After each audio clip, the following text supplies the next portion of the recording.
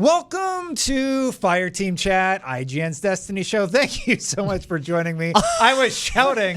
I was going to say. I was shouting at the Borderlands 3 reveal event. You just get a little weaker and weaker as time goes on. I'm losing my power. Joining me on the show today is CJ Gibson. What's up? Brian Malkowitz. Hello. And everybody else is gone. I'm here for you. I'm here for you. C-Team Malkowitz. On today's show, we're going to be talking about Borderlands 3, how weapon feel is different than Destiny, and what Destiny does really well and what Borderlands is doing really well with their game and some of the differences there. We're going to talk about E3, what we think Destiny and Bungie might announce there, as it's going to be an odd year with everything that's changed with their parent company. We're also going to talk about what parent company? Some ideas about where Destiny 2 could go and our hopes for Season of the Opulence. So the Borderlands 3 reveal event, Brian and I were there. Yeah. CJ, you weren't. I was not. Do you play Borderlands? It's funny, I don't. There's a lot of people who've told me that they... That is funny. Really, I mean funny. No, it's one of those things. I have played Borderlands before, but I never got into it because I was never really a big PvE guy. So I understood the draw of the game if you're into that, but no, I've never really kind of invested a lot of time in it like others have. Great. So, Brian. All right, you guys you take it away. Borderlands 3, Yep. I think one of the concerns with that game is that there's only X amount of gun manufacturers. Sure. So, will you ever get tired of finding a new gun? And for me, the answer is no. In Borderlands 3? Yeah, in Borderlands 3. Because Destiny, they have sort of manufacturers of their weapons. Yeah. But I would say they have more classes of weaponry. In Borderlands or Destiny? Destiny. In Destiny. Just like I think in Borderlands 2, Borderlands 3, we're going to quickly find what are the best things. Mm-hmm. And then people are going to, be grinding for those. Obviously, everybody's going to be grinding for the legendaries at a certain point in Borderlands, and that's what always happens. So I think, at some point, Borderlands 2 is going to have that drop-off. Just like 3. Borderlands 3 is going to have that drop-off, just like any other looter, shooter, or anything like that. So here's the thing. I played 3 gameplay sessions. You played 2. And every time I got a new weapon, I was curious to see how it stacked up versus the one I had. Damage is higher. You have, like the Torgs were my favorite guns by far. They were the ones where you shoot somebody, and then when you reload, CJ, it increases your damage 7%. And what you've done is you've hit like little tracker guys on the enemy. You reload, they all explode, and the character basically melts. That's cool. I think I saw some really of the gameplay, on Brian's machine there. Yeah. So the thing is, they have this set amount. They have tiers within each of the manufacturers of the guns, and it's always really, really cool to get a legendary. And what's the top tier again, Brian? The Pearlescent. We don't know if those are coming back. I mean, yeah, I don't want to get too big in details with it. So Borderlands legendary is top tier. Yeah. And then Pearlescent is like exotic. Topper tier. Yeah. Oh, gotcha. So in Destiny, legendary is the second to top, then exotic. Yeah, it's like Fortnite. Reversed a little bit too. I will. So just keeping on Borderlands 3, I want to say just how surprised I was about how each weapon I found was unique. Even the gray ones felt special. They did a good job with the loot game. And I think it's really strong, but I wonder if, like you said, it will taper off at some point near end game. Like at the like they've already said that the end game for Borderlands 3 is going to be bigger than it was in 2. So I mean, we don't know what that is yet, outside of like raid bosses in previous Borderlands games, but. So comparing this loot game, CJ, this is where you come in. Yeah, to Destiny. I was actually going to ask a question about that. Yeah, go for it. Well, how do you think it stacks up? Well, so the PvP equation. I mean, for me, that's what I've always said. Like right now, Destiny, I feel is missing a little bit of that PvP. There's some grind for it, but there's no activity like Trials was that you'd want to take and bring your weapons into. Now, Gambit's done, I think, a pretty decent job, but it's there's a lot of people I think who don't like Gambit. So, it's I'm curious to find out from you guys. There is no PvP in Borderlands still, right? Not that we know of at this time. Nothing that they've said. I mean, there were rumors of a battle royale that some people seem excited about. Yeah, I think they've already announced. Yeah. They've already killed that. Yeah. I don't know what to say, hype train, but that. Well, I don't know for sure. I don't want to say anything definitively because I'm not up to date on that. I'd be fine with battle royale. Borderlands is always the multiplayer of Borderlands has always just been like a dual aspect where you slap somebody and they have to slap you back. Yeah, and then to accept the challenge and then you fight. Yeah. That's the closest you get to PvP. Gotcha, and it's sort of like in the environment in the world. It's not it's not like a mode you select or something like that. But. Yeah. So I mean, and that sounds pretty cool. I'm always intrigued. I thought what was interesting is once Apex Legends came out, it was interesting how many things that I actually really liked about what they did in their game design that I wished and I did not like about other games. Like I did not like Fortnite's, once you spawn and die, you're just out of the game. The respawn factor into Apex Legends, thought that was awesome. Fortnite implemented that right away.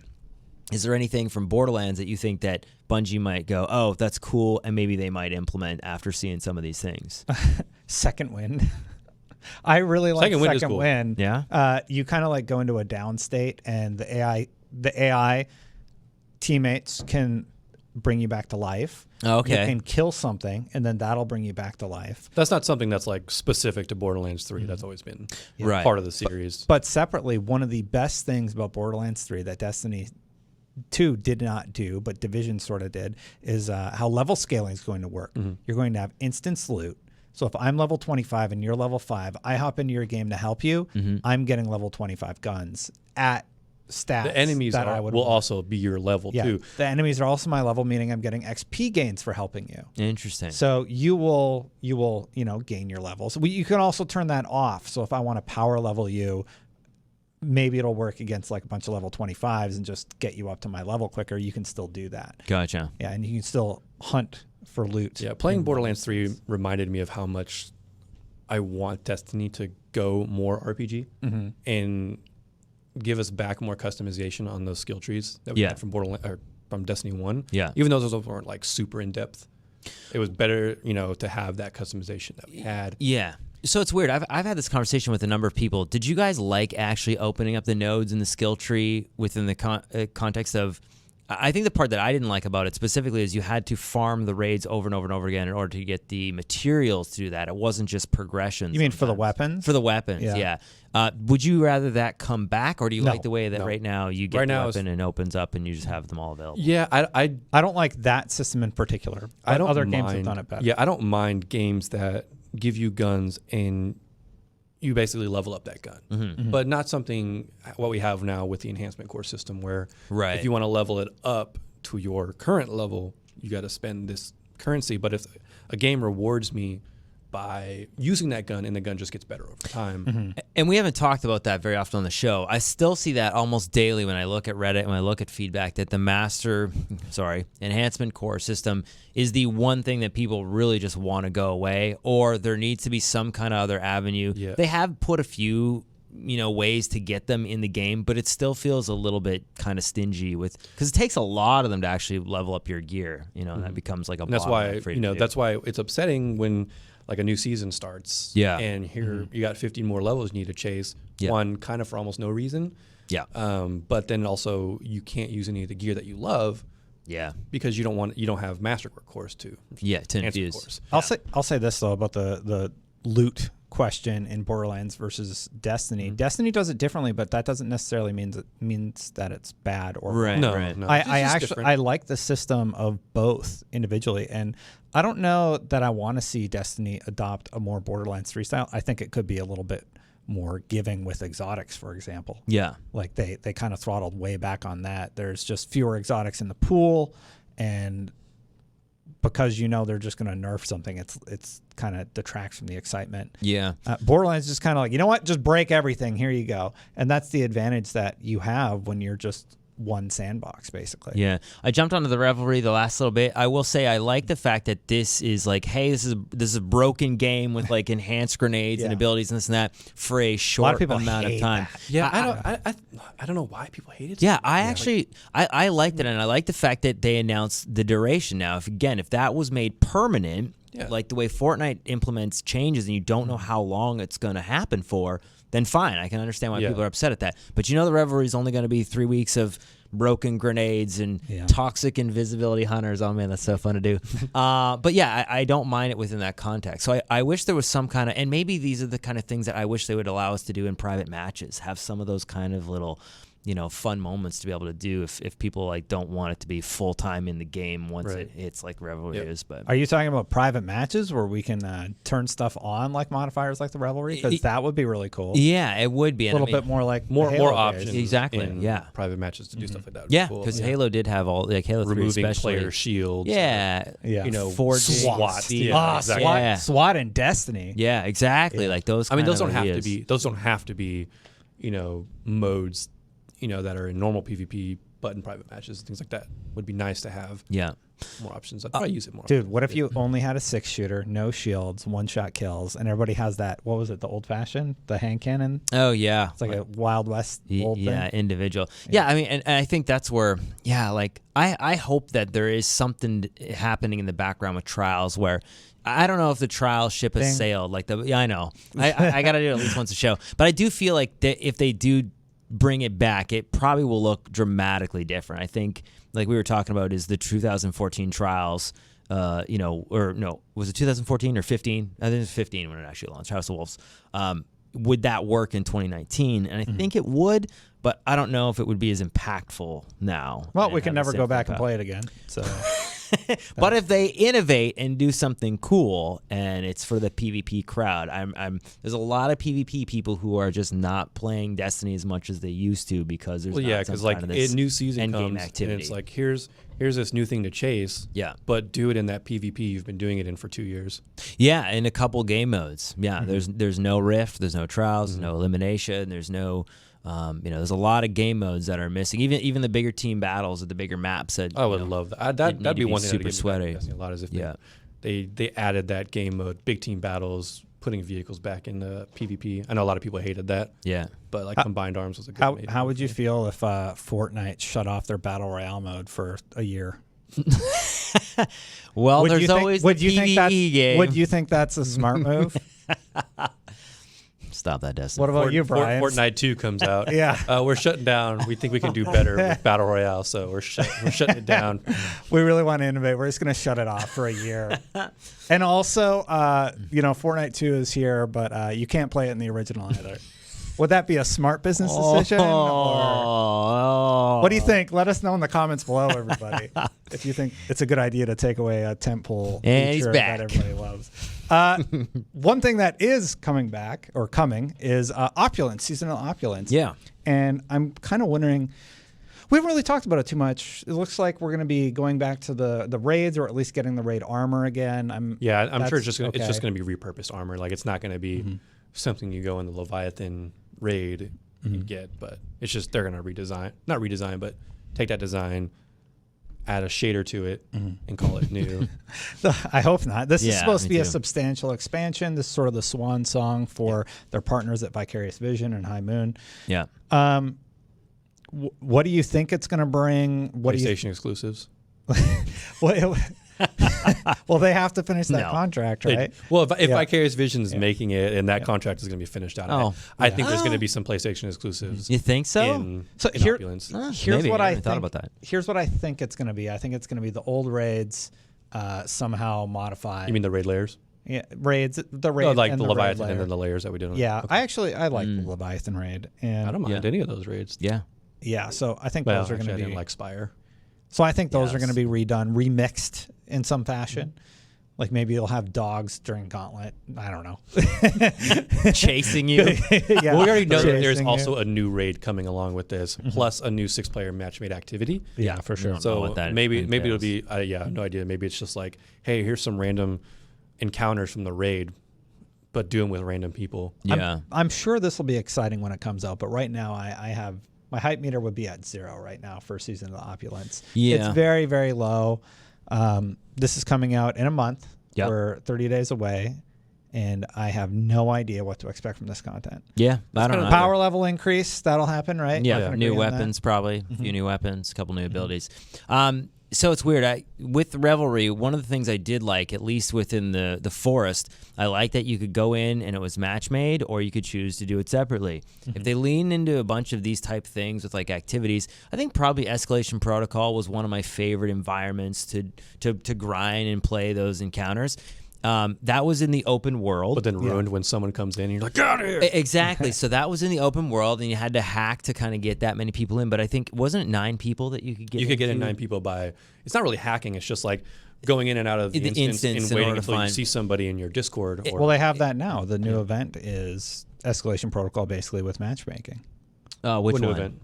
The from Black Armory, the Forges. But they're only 6. Or they're only 3. Yeah. They're only 3. Well, I mean, that's they designed it specifically so you can matchmake with raid. Yes, but then they screwed it up by not letting you launch from orbit. Right. Yeah. So then that's what I mean, right? There's a couple of those little things. It's like one step forward, but here's 5 mistakes. So that's what I'm talking about. Like if we look at all the different things that, with the forges, you had to go to some place in the map and then launch them. But then you actually had to make sure you're matchmaking, so you could take forever to get into them. And then Escalation Protocol was cool, but then you couldn't get 9 people into it. You had to like organically find a cheat way. That's not organically. No, it's I don't not. think that's the right word. Sorry, whatever word you want to describe. So like, cheese your way into it. Cheese whiz your way. But I think that if the whole purpose of that activity was because it was in a world where you could just walk in with other people, it means probably that they have the ability to maybe do a closed environment 9-player activity. And if that was a possibility down the road, like maybe that's going to happen in September or something like that, I think that would be really cool, because Escalation Protocol was probably one of my favorite things to do in the last like 6 months of Destiny. It can be fun, yeah. Yeah. If you get the right crew together. Yeah, absolutely. What do you want to see from Season of Opulence? You want to see this walled off 9-person activity? Because you said this update or September. Yeah, I mean, I think that that would be something that if they were to be able to do that, they have that in September. They do have that option to do, because I mean, on the roadmap it does say that new 6-player matchmade activity. Yeah. Don't know what it is. Yeah. So hopefully it's something that we can launch from orbit. Yeah. But also launch on ourselves. But that's only 6 players. It's like I feel like they had the ability to do 9. If that'd be cool. I mean, that's something that they've never done before. And the raids, I think, are super strategic and all that stuff. So 9 would be probably too chaotic, but boss melting and DPS and all those. You just have to balance the mode around. Exactly. How many people? I think Opulence, so for me, I do think it's going to be a raid remix. I think we're going to be going back to the Leviathan and taking out the big boss man that we fought the robot. I think it's also going to be like the same design as the Black Armory and Gambit, where they're going to create this gameplay loop between raiding and doing some other that 6-player activity, probably, where you're doing that loop to get gear, and then go do that to be more effective, then to go back to this to get more gear to be even more effective, and they're going to keep doing that loop just like they're doing. Have you run since around launch? Have you run the raid with Black Armory? Which raid? The new one that came with Black Armory. Oh yeah, Scourge of the Past. Do you run it a lot? I don't run it a lot. No, I mean I've run it enough, but I mean I have most of the stuff I need from that raid, so I don't really do it anymore. What about you, Siege? Did you run it a lot? Not much, no, because for me, like, I'm not chasing specific weapons. Like, if there are no coveted weapons in the raids, for me personally, like that was the reason why Vex Mythoclast and a lot of those other weapons that you got from and Fatebringer from competing the raids were really good. That incentivized me to do them. I don't mind the power chase, but to me, if I can get powerful engrams playing Crucible or whatever else, I'm going to do that, and I can do that over time. So I think with all the avenues of progression in Destiny, they've actually detracted from their best feature, which is their incredible raids. And they do need that. I mean, like Scourge of the Past had some good weapons, like most notably like threat level. Yeah, it could get the Ikelo shotgun roll, and that's the one I got. So and then they nerfed it. And then they nerfed it. Yeah. But I mean, the Anarchy, which is the exotic from Scourge, was kind of like. I mean, it's really weird though, because looking back to Destiny 1, like that also was a complaint. It's like, okay, well, there's not much for us to do, and now in Destiny 2, there's a lot to do. So your options are, okay, do I want to do a Crucible match, or do I want to run an 1.5-hour long raid to progress? Right. And it's like, I've already done the raid. Do I want to go through the hassle of getting those people together who are competent and can go through it? Absolutely. And it kind of detracts from this really special, this previously special thing. Yeah. I think but a lot of that... It's difficult because the business needs of bringing in the new players and everything. And that's the thing. If you think of that, and then you think of just like progression and trying to, have it so that the people who play 50 hours in a week versus the people that play barely 4 or 5, there's a little bit of balance there. Like, I get what they're trying to do, but definitely it's perceived very differently in Destiny 2, because there is a lot to do. The incentivization of doing it, I would say, it's the tricky part for them to master. Call me crazy, but I think the only way to get max light should be through the raid. or the You're gonna get pinnacle called crazy activity. for sure. Yeah. That's fine. Call me crazy. But Destiny People- 1, there were more people. More people talked about the raids. There was more Yeah. conversations about the gear that you got for the raids. It's also just Oh, wow, you're that light level? That's so cool. You must have done the raid a lot. There was a level of knowledge and respect for people who had done that. And now that's just gone. It's like, oh, you got your disaster piece Titan running the raid. Yeah. You know? But the reason why I think is obviously because the amount of people that completed those. You know, it wall off a lot of people because they didn't have a group, and so trying to be more inclusive. I do wish that maybe they, like I said before in previous episodes, you'd leave pinnacle activities to be that maybe final bit of a leveling power. So you had a soft cap of, let's say, 680, but then in order to do progression and leveling up past that, you had to either do pinnacle activities like the raid, like Iron Banner, like, trials, so that you could get certain items and weapons that boosted your level. So it wasn't just playing quick play Crucible 50 million times, getting powerful engrams every week until you level up, right? And that's where I think it does take away a little bit from the Reckoning, and it takes away from Gambit, and it takes away from... out the show. Okay. It takes away from Gambit because... yeah, those things don't seem special. Like, in a way, I almost wish Gambit Prime would have been a weekend activity. I think that if they had have just had it active on Friday, Saturday, Sunday, Monday, and then it went away on reset, you'd have people maybe grinding Gambit Prime specifically on the weekend, and it turning into a little bit more of social activity the way Destiny was when the trials. Yeah, I think thinking about it a little more, I think the problem is they want everybody to be special, but when everybody's special and everybody can easily be special, nobody stands out. Syndrome. Nobody stands out. It's the Incredibles theory. In a video game that's all about power and powering up, Yeah. there is no way to show off, really.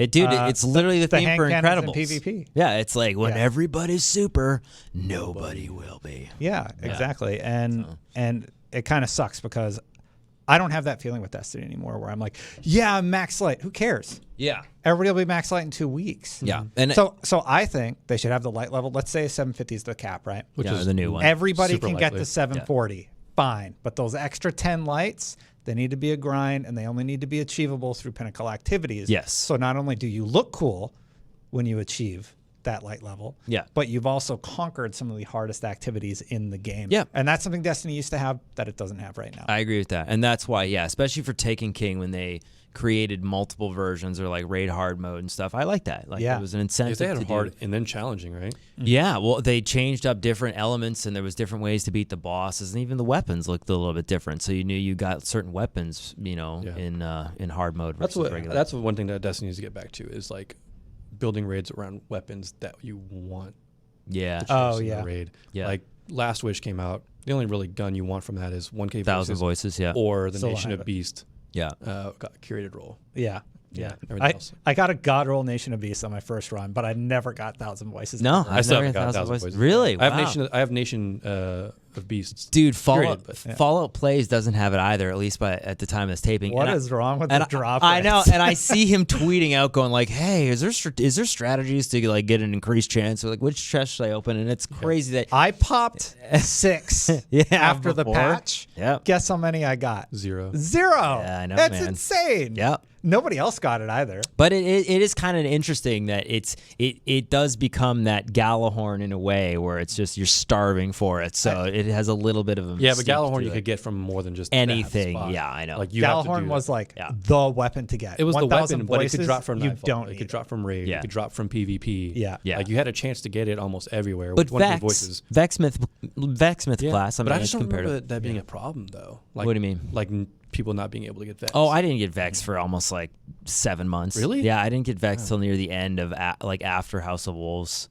came out. Yeah, so I was starved for a little Vex and Hawkmoon. Never got, and I was a PlayStation player. I never got Hawkmoon. Yeah, but until the very end of year 1. I can't put my finger on what they changed, but I do not get excited when I get exotics anymore, even if it's one I really want. I'm just kind of like, oh, I finally got. If I get 1,000 voices tomorrow, Yeah. I'm just gonna be like, oh, okay. finally got it. Yeah. I don't need it. What do I need it for? Nothing. I'm max light. Yeah. Who cares? I don't know. And, honestly, I don't think that this is anything it is Bungie's fault. I think that some of it was just the IP. It's design decisions that have sort of led to apathy within the loot system. Maybe, but I think it's just the fact that Destiny 1 was new and shiny and we didn't know what to expect. And so now that there's an expectation for everything, like I think it's just sequels are hard to do It's that. and it's just like we're so aware of everything that's going on, like behind the curtains in Destiny. Absolutely. It's like, so things like that, like the RNG and the loot grinds, like we see it now, like as in when Destiny 1, we were naive. Yeah. So That's the reason why I always say that No Legend is Safe was my favorite Vidoc, because it was that moment of revealing, oh man, we have new supers coming out, because there was always that extra node at the top and you had no idea what it was, it was never for. Yeah, and then all of a sudden they were revealed, and even the way you acquired those supers, it was really cool. It was special. It was super special. So now we just kind of like, we know what's going to happen most of the time. We kind of have an idea of, oh, there's going to be like, more weapons and more this and more that. So Gambit was probably the first thing they did where it was like, oh, this is really cool because this is different. And I don't know if, they've, even the raids feel a little bit formulaic, even though they're fun and they're new, right? We all just agree that what happened with the Whisper of the Worm was probably the most unique thing that's happened in Destiny since it launched. Yeah. I'm just destined just having like PTSD of Who waiting knows for Cabal what Drill. I'm thinking right now. What are you Cabal Drill. Yeah. For a whole weekend. So that was probably like, aside from that, they do something great, and then they do something really dumb. Aside from that faux it. pas, like the Xur bounties right now, you can't finish the Xur storyline because for 2 weeks they turned on. Why did they ever turn? Oh, sorry. It is. I'm so frustrated about that one. But I get frustrated because Bungie makes a lot of really, really great decisions that push the brand forward, but they're usually tied to something that just seems breaks it in a way. Dumb. Yeah. It seems dumb externally because like I call that out with the Xur bounties. I'm like, why are you making it planet specific? And then like we had that one that was really bad. I'm like, and I joked. Yeah. And then sure enough, they've had this one for 2 weeks. Yeah.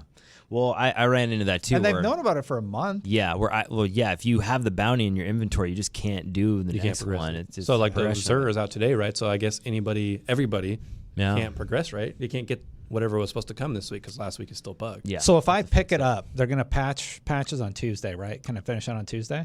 You can finish it. Oh, well, maybe. No, probably not. It's going to reset. So I don't know. No, the bounty doesn't go away once you pick it up. The bounty doesn't go. No, but you can't do it. Like that was my problem. I picked the bounty up. You can do. I think they changed that. You can do it through Thursday now. Oh, yeah, okay, they fixed that part. Okay, but I don't know if you can go to Xur on Tuesday and pick up the new one. No. So I can get correct because you can only the have new one will in be your out inventory. On Friday. Yeah. We'll find out. Today's Friday. Yeah. We're supposed to have a new one today. Yeah. But nobody. But the last week nobody can finish it. So on Tuesday can we pick up the one we were supposed to be able to get today? No, Xur goes away on Monday. No, it doesn't. He goes away at reset. Yeah. Well, reset will happen, which is patch, what I mean. which means Xur will go away. Well, that's what I'm saying. You can finish the one you have in your inventory, and then there will be no invitation. And then on Friday, you should have the new one on Friday. Yeah. Which sucks. It does. Yeah. Because the patch is on. That's yeah. But the Whisper, to just go back to Brian. Whisper was great. Whisper, in because it was a surprise. It was secret. It was cool. And it was an awesome gun. In Destiny 1 and Destiny 2. It's probably still one of the most coveted weapons besides Gjallarhorn actually. Yeah, because they introduced it in the way they introduced Black Spindle. It was a surprise. Yes, somebody just randomly found Whisper like Black Spindle was like, hey, this door opened up in this mission for some heroic mission for some reason. That's right. And we went into it, and then we got Black Spindle, which timer, the timer and everything. That was a fun day. Yeah, so it was the same thing in that situation where it's like, and they haven't done it again since. I don't think so. Yeah, I hope they do more of that. So final topic. What do you guys think, Destiny-wise, is going to be announced at E3? Do you think Bungie's going to have a presence? Do you think they're going to do anything? And what do you think they would do that would get people amped up? Yeah, I mean, it'd be interesting to see. There's so much going on right now with who's not going to be there? PlayStation is not going to be there, right? They're not having a show. EA doesn't have a booth. EA doesn't have a booth. No, they're not with Activision. They're doing EA Play. Exactly. So, yeah, I don't know. And even with Opulence, unless there's some kind of major announcement or something like that that's after Opulence, which, I mean, I'm hoping there is. I just really want some kind of PvP-related activity to come back like Trials. I've relinquished fine, I know, I said the T word again. Does it rhyme with files? Fine, I don't know what it rhymes with, but I just want something to bring the PvP community back to Destiny, even if it's not full-time on a weekend basis. I just miss watching streamers playing Destiny and being really competitive and playing Destiny in a PvP standpoint on my own. Like, it's that hook. Like, I'm still playing a lot of Apex. There's this new game called Splitgate, I believe. Yeah. The Portal Halo style game. Like, I just really like competitive modes that bring out that kind of competition in PvP gameplay, and it seems so crazy that there's just nothing like comp does not fill that void. So I hope they announce something in that regard, or it could be new game mode, could be any kind of new PvP game mode. But we've had a lot of good PvE stuff. It's time for PvP to make its return. I think the likely outcome of E3 with Destiny is the thing that would get everybody amped would be a larger expansion like Forsaken. Mm-hmm. But the likely for the fall. Yeah, for September. The likely outcome is the highly rumored, very likely annual pass for starting in fall. But I still think that they probably, like we've said before, they will announce or release something that's a little bit, bless you, a little bit bigger, like Forsaken, to lead it off, and then they'll still roll into an annual pass style thing, for the rest of the year, right? That would be great. I don't trust their annual pass. I have been fairly underwhelmed with this annual pass to date. I feel like I haven't had anything to do for like a month in the world of Destiny, and I tore through the Gambit related items. Yeah, I had my fun with that, and I'm kind of like, all right, I'm max light. Like, so what else is there to chase? That's why I think I'm not a fan. The Zero bounties are broken. That's why I don't think I'm a fan of the annual pass concept, because they force you into it if you want to play. Like Black Armory I liked Black Armory. It was cool. It was fun. So they you have to buy the annual pass to get it. But I didn't really care for Gambit Prime or the season of Drifter. So if that was a singular add-on, I probably wouldn't have bought it. Right. Just because I knew I wouldn't have played it at all. So why would I waste my money doing that? So that the annual pass kind of just locks you into that, whether you want it or not.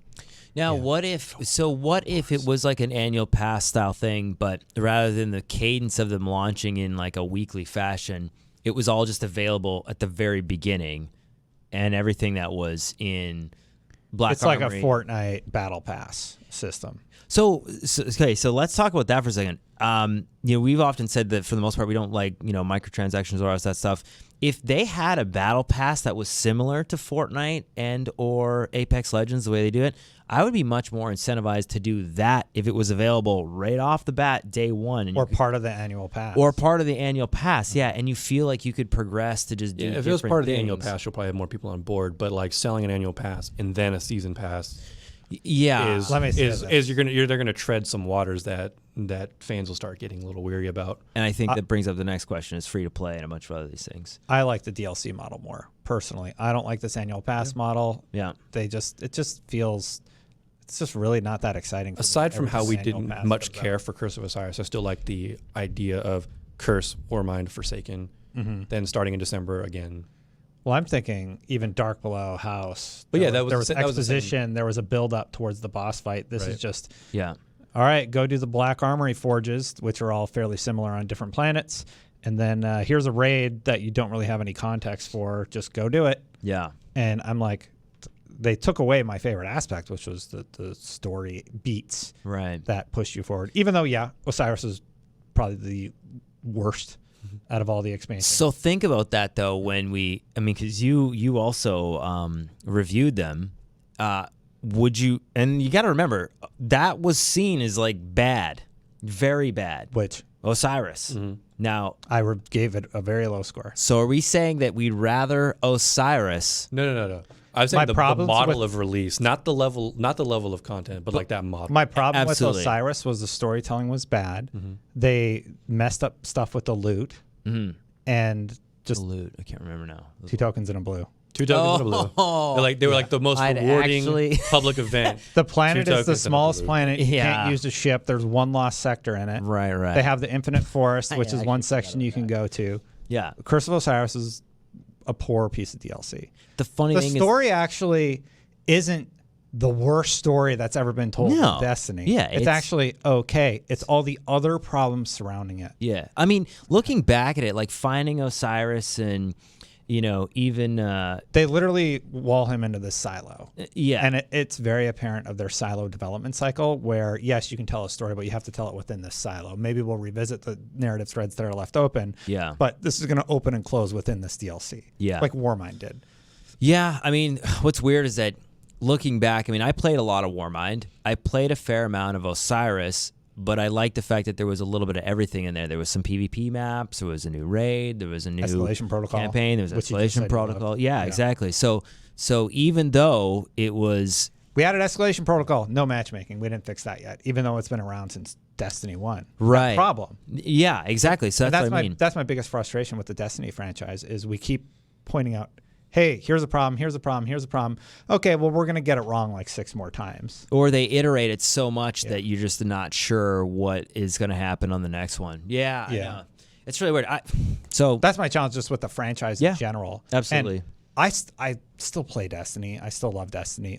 The feeling of Destiny still cannot be rivaled by, like I said, Apex Legends is the first game that it actually pulls me in on a weekly basis because I just like the feeling of the gameplay. I desperately want to see them just come knock it out of the park without these silly mistakes. Yeah. And yeah, it's okay if it's once in a while. It's just happened so frequently. I think people, myself included, are just whatever this like, new 6-player matchmade activity is. Let me launch it from orbit. Yeah, right. Yeah. Let me launch it from orbit. Maybe choose matchmaking, maybe not, depending on if I have the people. Optional matchmaking. I'm also honestly surprised that like with how reward me if it's challenging. Yeah. Like how reasonable amount with the Festival of the Lost and with the Revelry. They brought, we were talking about it earlier, where they bring the firewalled instance, so where you can load in there by yourself. Yeah, I'm surprised they haven't added those to the strikes on the directory yet. Yeah, I mean, even like a difficulty mode, like Destiny 1 had a difficulty mode. Yeah, you know, optional, challenging modes.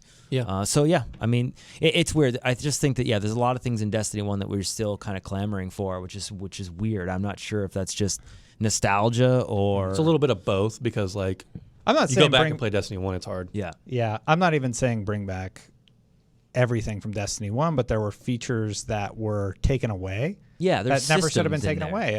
It's bizarre. Yeah, and I don't really understand it. Yeah, you know. I think that's everything we really want to talk about this week. But is there any final notes that you guys wanted to discuss? New strikes. Yeah, strike grinder Brian Malkowitz wants some new strikes. I'll take some new strikes. Yeah, I loaded it last night. Last night I loaded up Destiny. I was like, all right, I just want to grind. We haven't gotten a new one since Warmind, right? No, no. I mean, Forsaken. Yeah. Oh, okay. Since Forsaken, I'm sorry. Yeah, it's been since Forsaken. But I loaded up strikes last night, and I was like, all right, I'll just maybe do a couple before bed because heavyweight's on. It's fun. Yeah. And then so I loaded up. I load in, flying a Titan, and it's a Savathun strike. I do the first part of it, and I'm just like, I hear the dialogue, and I'm just like. Nope. Just walk away. I was just like, I was done. I was like, man, I've done this so many times. I don't want to do it anymore right now. And it's like, we need more in the rotations. That way it's not so. Yeah. What was the one where we got Rat King? For Nightfall, we had to do... I think it was any Nightfall. No, it's the one on Mars, and Cade does the narration, and no, because you have to carry the ball and then dunk it. No, sorry, Cabal, not Mars. I can't remember now. Anyway, I can't remember it. Arms dealer. Oh, the arms dealer. Yeah, you had to do that. That's still it's still one of my favorite strikes. It's still that's not bad. I mean, like most of the strikes in Destiny right now aren't really that bad. Even the ones I don't mind the ones that came with Curse of Osiris. There's the one where the guy turns invisible repeatedly that I still. Okay, yeah, that one's still. Well, actually, it's still a little bit. It's better now. I just skip it. Yeah, like you still don't play it when Blackout's on, but yeah, that was the worst when there was a Nightfall timer. You're like, oh. Oh yeah. Is scale not? Yeah. How do you get Rat King now since there's no Nightfall timers? I think I don't know. Yeah. Because you had to beat it with at least 5 minutes left, right? Maybe the timer's on the card or something. Yeah, I'm not sure. I don't know. Let us know in the comments below. We all did it. I haven't done. Exactly. That was early on. Yeah, so I haven't needed to get it since year 1. Yeah. So. Yeah. Well, we're going to be back next week talking about the patch update and everything new that's happening with Destiny. Bungie even admitted this is a little bit of a slow news week, so we just kind of want to talk about our feelings about the game and what we're thinking for E3. We were just at the Borderlands event, so we brought the loot sort of conversation into the show. And if you have anything you want to see us discuss next week, besides the patch notes, let us know in the comments below. Yeah. Patch notes, the show. Yeah. More PvP. Yeah, right.